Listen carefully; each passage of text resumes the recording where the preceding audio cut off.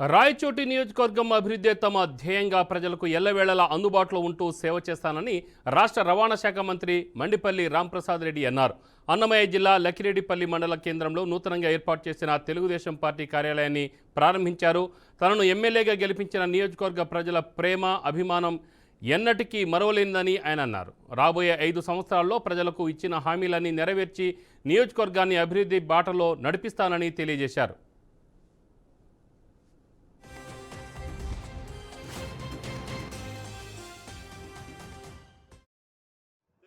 Party MLA అభ్యర్థిగా నేను రాయచోటిలో గెలవడం పెద్దలు నారా చంద్రబాబు నాయుడు గారి మరియు లోకేష్ బాబు గారి ఆశీర్వాదంతో నేను రాష్ట్ర మంత్రివర్గంలోకి రావడం జరిగింది. నేను ఒకటే హామీ ఇస్తున్నా, వచ్చే 5 సంవత్సరాల్లో ఈ నియోజకవర్గంలో ఏ గ్రామానికి పోయినా నీటి సమస్య లేకుండా, అలాగే రహదారుల విషయంలోనైతేనేం, డ్రైనేజ్ విషయంలోనైతేనేం, ముఖ్యంగా గత ప్రభుత్వంలో మాకు ఓటేసారా, ఓటేస్తే పెన్షన్ ఇస్తాం, ఓటేసింటేనే ఇల్లు ఇస్తామని ఆ కాలాలు పోయినాయి.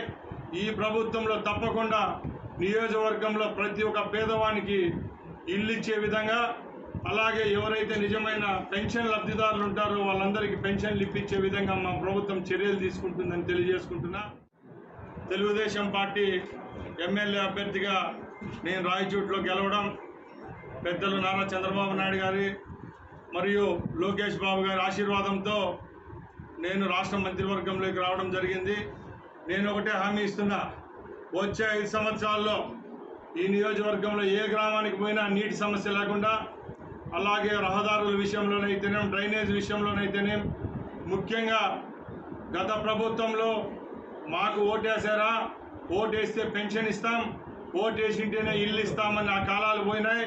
ఈ ప్రభుత్వంలో తప్పకుండా నియోజకవర్గంలో ప్రతి ఒక్క పేదవానికి ఇల్లు ఇచ్చే విధంగా, అలాగే ఎవరైతే నిజమైన పెన్షన్ లబ్ధిదారులు ఉంటారో వాళ్ళందరికీ పెన్షన్లు ఇప్పించే విధంగా మా ప్రభుత్వం చర్యలు తీసుకుంటుందని తెలియజేసుకుంటున్నా.